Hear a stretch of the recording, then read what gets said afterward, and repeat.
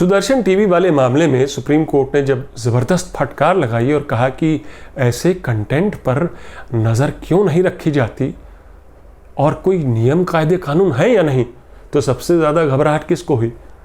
Sudarshan TV को नहीं, सुरेश चौहाड़के को नहीं, उसके कर्ता धर्ता को जिसने वो निहायती गलीज शो बनाने की हिमाकत की, बल्कि सुप्रीम कोर्ट में केंद्र सरकार की सिट्टी पिट्टी गुम हो गई कि नहीं हुजूर ऐसा ना करें, टीवी के लिए तो गाइडलाइंस हैं, फ्रेमवर्क है, आप बस सुदर्शन टीवी तक अपने फैसले को महदूद रखिए।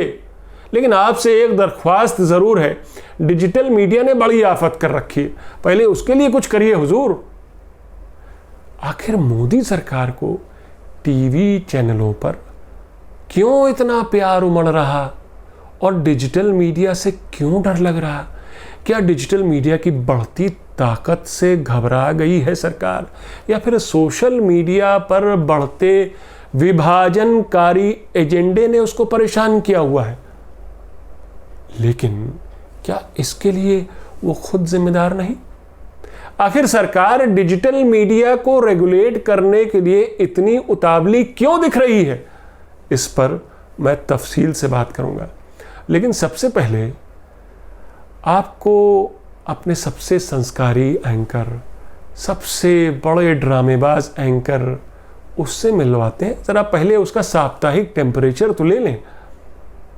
ये शख्स जिसका नाम अर्नब गोस्वामी है, आखिर ये चाहता क्या है?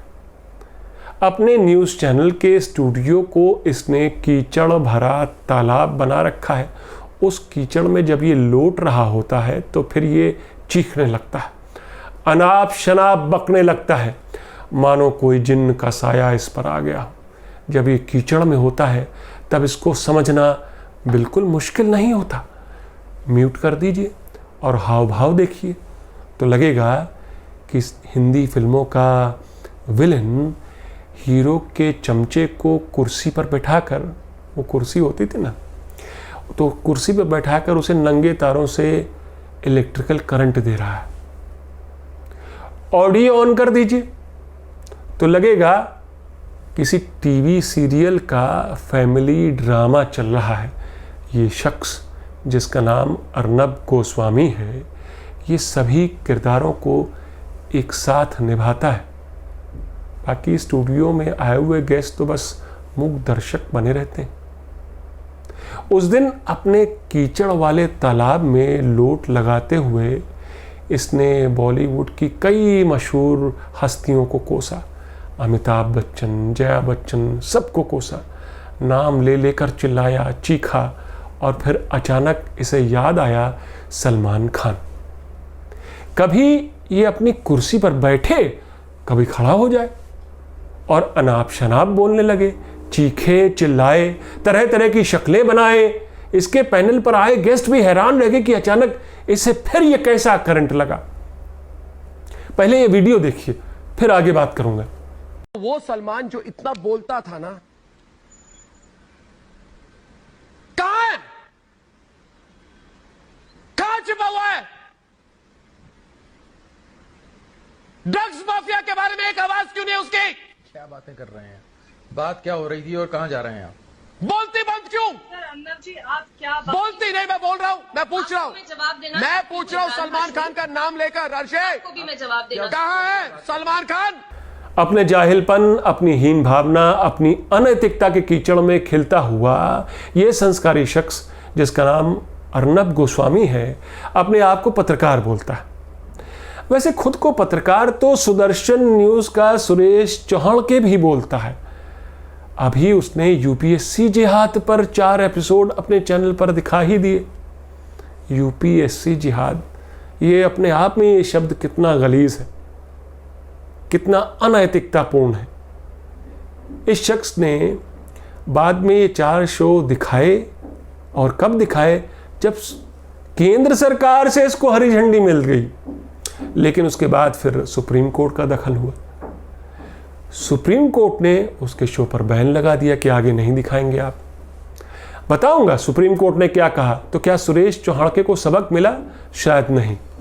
पत्रकार के भेष में ऐसे नफरती मीडिया चलाने वालों को आपको जानना बहुत ज़रूरी है और मेरे इस खास साप्ताहिक शो न्यूज़ का नॉनसेंस का भी मकसद है ऐसी नफरती जहरीले प्रोपेगेंडा का पर्दाफाश करना। लेकिन मोदी सरकार को टीवी चैनलों से कोई शिकायत नहीं। सरकार के लिए चिंता न्यूज़ चैनल नहीं है बल्कि डिजिटल मीडिया है, ट्विटर, फेसबुक, ब्लॉग, व्हाट्सएप इत्यादि। इसलिए सुप्रीम कोर्ट से सरकार ने गुहार लगा दी, हुजूर पहले इनका कुछ कीजिए। सवाल ये है कि आखिर मोदी सरकार को डिजिटल मीडिया से क्यों डर लगता है, जो बात मैंने आपसे प्रोग्राम के शुरू में की थी। नमस्कार, मैं हूं आपका न्यूज़बाज प्रभात चुंडू और आप देख रहे हैं गोदी मीडिया की पड़ताल करता मेरा साप्ताहिक शो न्यूज़ का नॉनसेंस। मेरा आज का सवाल, क्या टीवी चैनल पत्रकारिता नहीं सरकार का प्रोपेगेंडा कर रहे हैं? अपने जवाब हाँ या ना में ज़रूर दीजिएगा। आपको मालूम है, जब सुप्रीम कोर्ट ने सुदर्शन न्यूज़ की सुनवाई के दौरान चैनल को फटकार लगाते हुए कहा कि ऐसे प्रोग्राम पर लगाम क्यों नहीं लगती, क्यों नहीं ऐसे कंटेंट को रेगुलेट किया जाता, तो मोदी सरकार बीच में कूद पड़ी कि टीवी और प्रिंट मीडिया पर तो बहुत सारे कायदे कानून हैं हुजूर, अब तो वक्त है डिजिटल मीडिया को रेगुलेट करने का, क्योंकि डिजिटल मीडिया पर कंटेंट तेज़ी से वायरल होता है, व्हाट्सएप, फेसबुक, ट्विटर पर। सवाल यह है कि केंद्र सरकार को डिजिटल मीडिया पर लगाम लगाने की बात क्यों कहनी पड़ी? क्या प्रिंट या इलेक्ट्रॉनिक मीडिया से वो खुश हैं? उनसे उन्हें डर नहीं? उनकी कवरेज को लेकर चिंता नहीं? और अगर नहीं तो क्यों? वो क्यों का जवाब मैं एक उदाहरण से आपको देता हूं, समझाता हूं क्रोनोलॉजी कि आखिर टीवी चैनलों के बारे में मोदी सरकार क्यों संतुष्ट है कि नहीं डिजिटल मीडिया पर लगाम लगनी चाहिए, टीवी मीडिया पर नहीं। वो तो है ऑलरेडी। तो क्रोनोलॉजी समझिए। आप हिंदी या अंग्रेजी चैनलों को देखिएगा तो आपको साफ लगेगा उनमें से ज्यादातर चैनलों का झुकाव केंद्र सरकार की ओर है। ये वो चैनल है जो मोदी सरकार को सराखों पर बैठाते हैं। उनके प्राइम टाइम में मोदी जी के लिए घंटी, घंटा, दीप, दिया सब जलाया जाता है। उनको युग पुरुष बताया जाता है। जनता के सरोकारों से इन चैनलों का कोई मतलब नहीं। ये चैनल सत्ताधारी पार्टी के एजेंडे को अपना एजेंडा बना लेते हैं और उसी एजेंडे को पूरा करने के लिए सुबह से लेकर रात के प्राइम टाइम तक काम होता है। ये चैनल मोदी सरकार से नहीं, विपक्ष से सवाल पूछते हैं। ये चैनल लोकतंत्र के चौथे स्तंभ के तौर पर नहीं बल्कि मोदी सरकार के स्तंभ के तौर पर काम करते हैं। इसलिए ये सभी चैनल गोदी मीडिया के तारा मंडल में सबसे दिव्य स्थान पाते हैं, जैसे Republic TV, Zee news, India TV, India news, Sudarshan TV, news nation और टाइम्स नाउ। दूसरी कैटेगरी में वो चैनल हैं जो तटस्थ हैं। अब तटस्थ भी कैसे हैं ये समझिए। ये मोदी के लिए रेड कारपेट अगर नहीं भी बिछाते तो मोदी सरकार से सवाल भी नहीं पूछते। सरकार की विवादित नीतियों का पोस्टमार्टम करने से बचते हैं ये चैनल। और अगर भूले भटके कभी सरकार से सवाल कर भी लिया तो इन्हें आत्मग्लानि होने लगती है।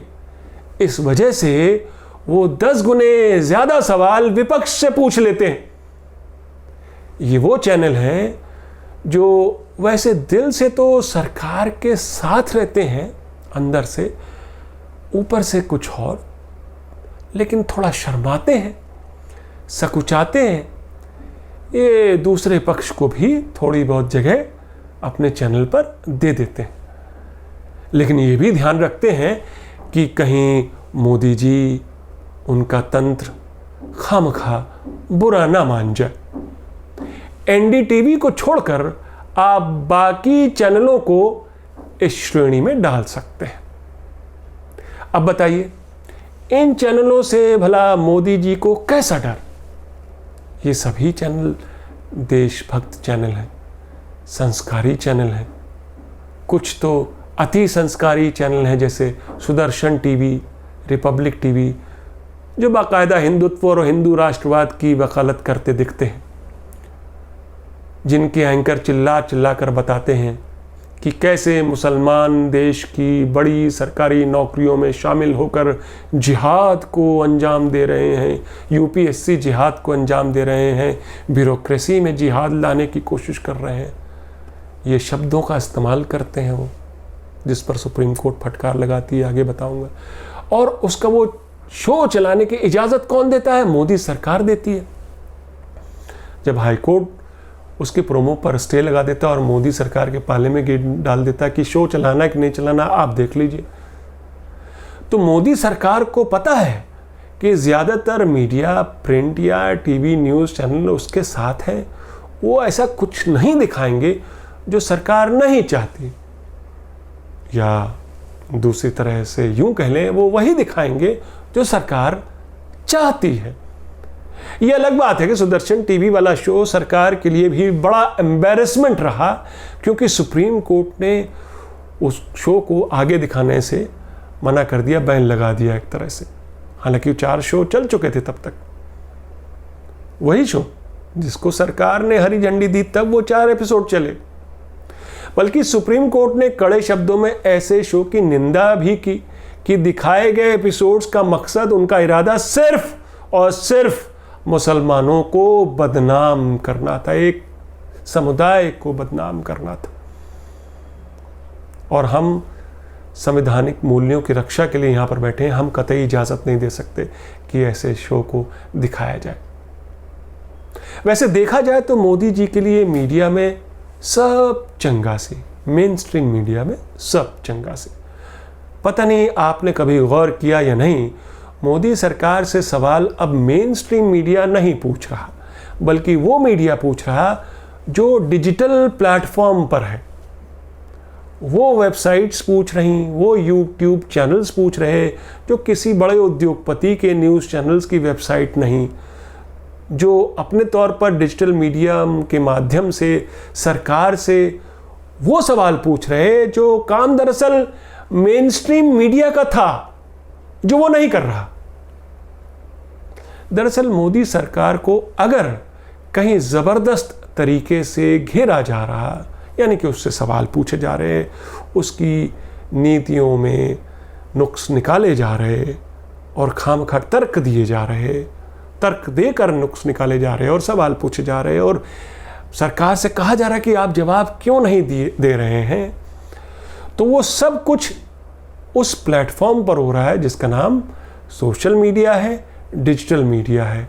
फेसबुक है, ट्विटर है, यूट्यूब की दुनिया है।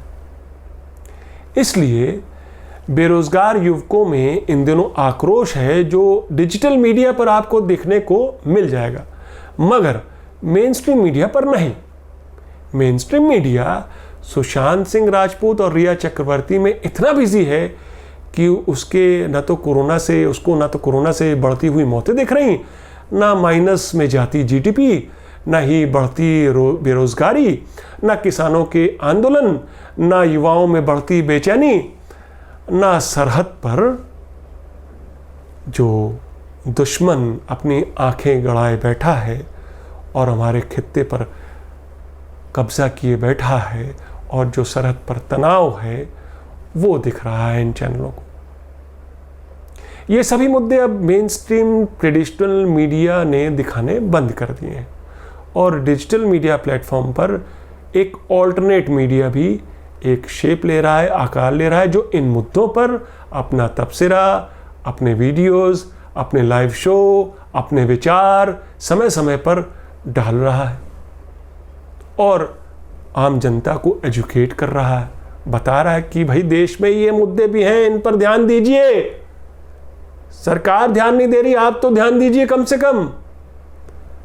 अगर आपको लगता है कि आपके फेवरेट टीवी न्यूज़ चैनल पर वो सवाल नहीं पूछा गया जो पूछा जाना चाहिए था, तो यकीन जानिए आपको डिजिटल मीडिया के किसी प्लेटफॉर्म पर उस विषय की तफसील से जानकारी मिल जाएगी, आपके सवालों के जवाब मिल जाएंगे। लेकिन यह भी सही है कि सोशल मीडिया का बेजा इस्तेमाल भी हो रहा है। आपके व्हाट्सएप पर ही आए दिन कितनी झूठी कहानियाँ, चित्र, वीडियो पहुँचते हैं जो काफ़ी जहरीले, सांप्रदायिक या समाज को बांटने के मकसद से बनाए गए होते हैं, ताकि लोगों में दूरी बढ़े, तनाव बढ़े समाज में। ये कौन कर रहा है और उसका क्या मकसद है? कई तरह की फेक स्टोरीज अगर कहीं वायरल होती हैं तो उसका माध्यम भी डिजिटल मीडियम ही है। क्या सरकार को इसकी भी चिंता है? जरूर होगी, होनी भी चाहिए। लेकिन सत्ताधारी पार्टी पर तो खुद आरोप लगते रहे कि फेक न्यूज़ का साम्राज्य मोदी सरकार के पिछले 6 साल के राज में ही पनपा और फैला है। सवाल यह है कि टीवी और प्रिंट मीडिया को लेकर संसद या सुप्रीम कोर्ट भी समय समय पर फ्रीडम ऑफ स्पीच या पत्रकार के प्रिविलेजेस की हिमायत कर चुका है। बावजूद इसके मीडिया का पूरा माहौल ऐसा बदला है पिछले सालों में कि ट्रेडिशनल मीडिया केवल सत्ता का गुणगान करता नजर आता है। ट्रेडिशनल मीडिया का एक बड़ा तबका। तो क्या डिजिटल मीडिया जो सत्ता से सवाल पूछता है, जो लोकतंत्र में मीडिया का असली धर्म निभाता है, और जो मीडिया का असली धर्म है भी सरकार से सवाल पूछना, सत्ता से सवाल पूछना, क्या उस डिजिटल मीडिया की बढ़ती ताकत को बांधने का मकसद है मोदी सरकार का, जब वो सुप्रीम कोर्ट में ये गुहार लगाती है कि भाई डिजिटल मीडिया को रेगुलेट करने की ज़रूरत है? तो मेरा आज का सवाल मैं फिर दोहराता हूँ। न्यूज़ का नॉनसेंस का ये खास सवाल आपके लिए। वैसे तो ये प्रोग्राम आपको कैसा लगा है ज़रूर बताइएगा, लेकिन आज का सवाल मैं फिर दोहरा देता हूँ कि क्या ट्रेडिशनल मीडिया सरकार का प्रोपोगेंडा कर रहा है, पत्रकारिता नहीं कर रहा है? अपने जवाब हाँ या ना में ज़रूर दीजिएगा। न्यूज़ का नॉनसेंस का ये शो कैसा लगा ज़रूर बताइएगा, और देखते रहिएगा मेरा अगला शो यानी कि मेरी न्यूज़बाजी। तब तक के लिए नमस्कार।